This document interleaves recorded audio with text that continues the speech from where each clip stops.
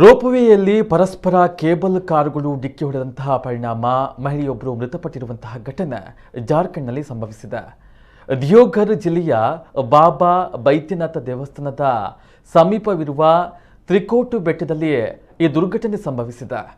ರೋಪ್ವೇಯಲ್ಲಿ ಕನಿಷ್ಠ 12 ಕ್ಯಾಬಿನ್ಗಳಲ್ಲಿ 50 ಜನರು ಇನ್ನೂ ಸಿಲುಕಿಕೊಂಡಿದ್ದು, ಸೇನಾ ಹೆಲಿಕಾಪ್ಟರ್ ಮೂಲಕ ರಕ್ಷಣಾ ಕಾರ್ಯಾಚರಣೆ ನಡೀತಾ ಇದೆ.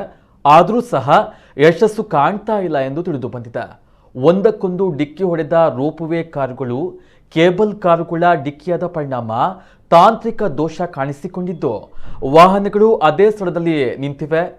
ಘಟನೆಯ ನಂತರ ಕೇಬಲ್ ಕಾರಿನಿಂದ ಜಿಗಿಯಲು ಪ್ರಯತ್ನಿಸಿದ್ದ ದಂಪತಿ ಗಂಭೀರವಾಗಿ ಗಾಯಗೊಂಡಿದ್ದು, ಅವರನ್ನು ಆಸ್ಪತ್ರೆಗೆ ದಾಖಲು ಮಾಡಲಾಗಿದೆ.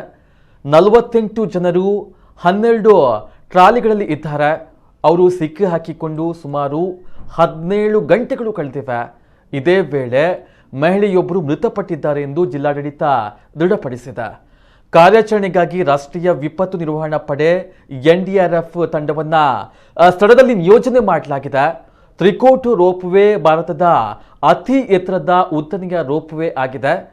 ಗರಿಷ್ಠ 44 ಡಿಗ್ರಿ ಲೆನ್ಸ್ ಕೋನವನ್ನು ಹೊಂದಿದೆ. ಬಾಬಾ ಬೈದ್ಯನಾಥ ದೇವಸ್ಥಾನದಿಂದ ಸುಮಾರು 20 ಕಿಲೋಮೀಟರ್ ದೂರದಲ್ಲಿ ರೋಪ್ವೇ ಇದೆ. ಈ ರೋಪ್ವೇ ಸುಮಾರು 776 ಮೀಟರ್ ಉದ್ದವಿದ್ರೆ ಬೆಟ್ಟವು 397 ಮೀಟರ್ ಎತ್ತರದಲ್ಲಿ ಇದೆ.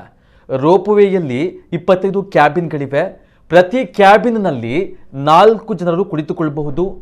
ಘಟನೆಯ ನಂತರ ರೋಪ್ವೇ ಮ್ಯಾನೇಜರ್ ಮತ್ತು ಇತರ ಉದ್ಯೋಗಿಗಳು ಸ್ಥಳದಿಂದ ಪರಾರಿಯಾಗಿದ್ದಾರೆ.